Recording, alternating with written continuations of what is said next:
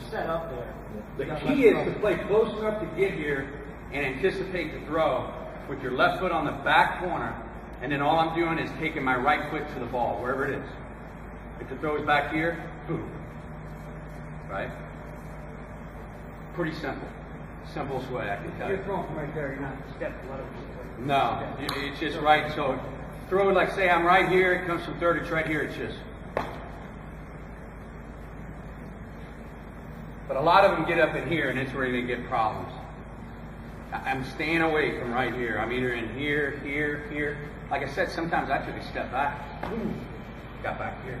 So now with you saying that, now I see a lot of shortstops get into that fatal funnel. Which one? Turning the 4-6-3. Oh. Is it any different than? Well, that's a little bit different. So like say, here's the second baseman where Kyle is. You can get up with the right foot on this corner. I like to stay just back of it. So I would stay just back, and then if it was a good feed, then I would go to catch the ball and drag it, boom, and get around. But you know, you could set up. But you don't want to get too far into here. No, I don't want to get into there at all.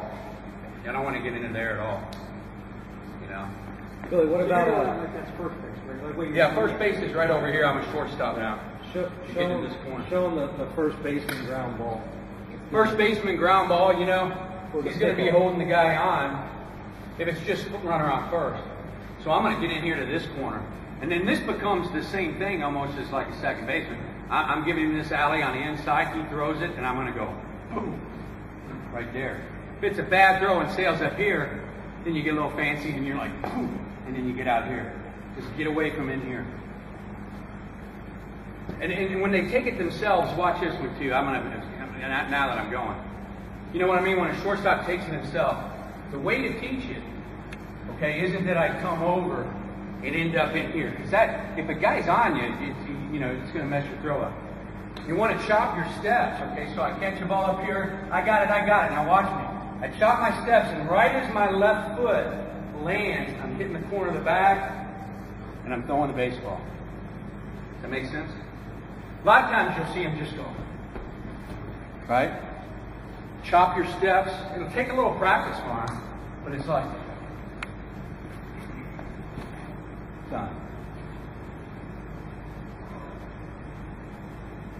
And a lot of times I tell my shortstop, take it yourself. Plus it's good. I score most of the time, like I say, they're the best.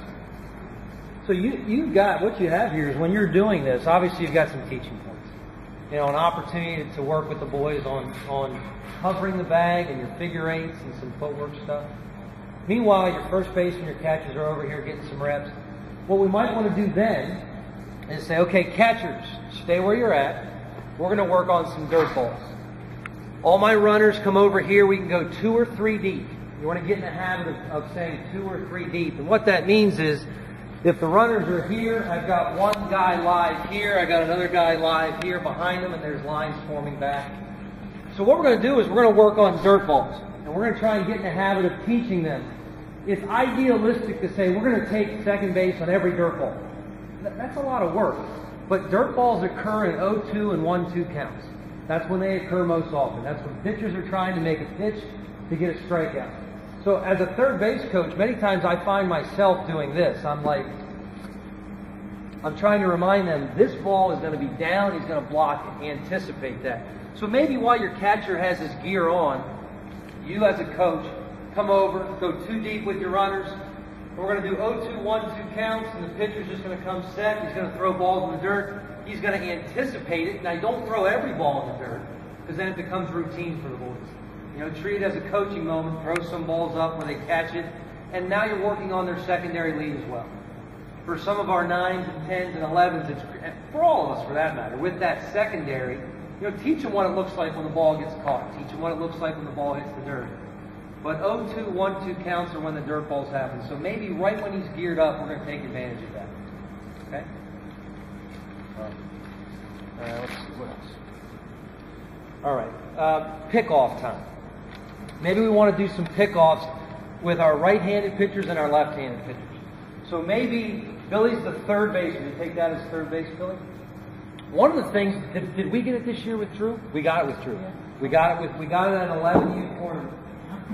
The one thing that you see, you've all seen it, guy gets on third base and he gets a huge lead, a walking lead. You do it in high school too, you take advantage of it. So where do we want to teach our third base? We don't want to hold him on a right-handed pitcher throwing that way. You're going to be my third base.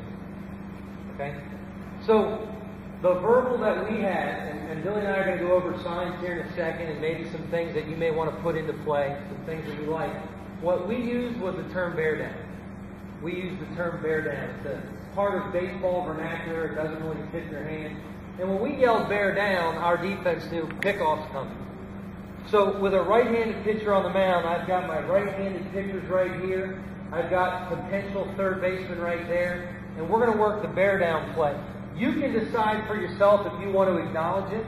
Billy, I never like to acknowledge it because it looks like something was up. I don't know about you. The thing I don't have to do is I don't have to throw. So if he doesn't cover, I don't throw. Okay? So I'm the right-handed pitcher, the line forming right here, my third baseman right here. The timing is off of me.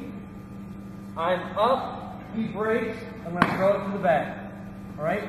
We've got 45 degrees to work with. You don't have a four-man umpiring crew. You should be able to get away with it.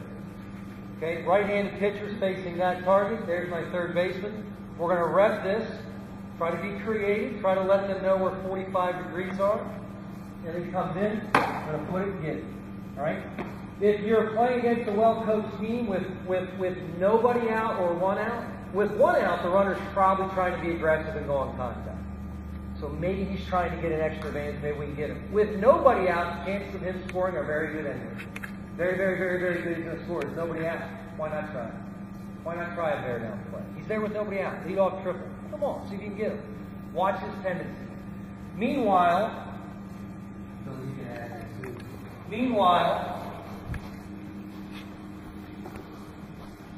first baseman, your left-handed pitcher. Right-hander's third base, left-hander's first base, coming set, working on their pickoff moves. All right, now obviously, you don't have it, but this is more of a timing thing, and this is more of a, the best look thing. The other thing that you want to practice here, and we saw it in play with your left-handers, you want to let them know what it looks like. You want to be the first baseman? You don't have anyone third left. I got it. Here we go. So I got it. I'm gonna hit a target here. So, you've got right-handed pitchers throwing to an imaginary catcher picking off. You've got left-handers throwing to an imaginary catcher picking off. Every now and then you're going to say, we're going to pick them off. We're getting him right now. So this is first baseman time to practice gaining ground and moving towards the targets. Because Billy, do it the wrong way right now. So many times we got them and they just hold their ground. Too long of a throw. We might pick him off, but he'll still be safe. So what we want to do is now we're going to rep this move. Pick him off. Here we go. We're going to get him. We're going to get him. We're going to get him.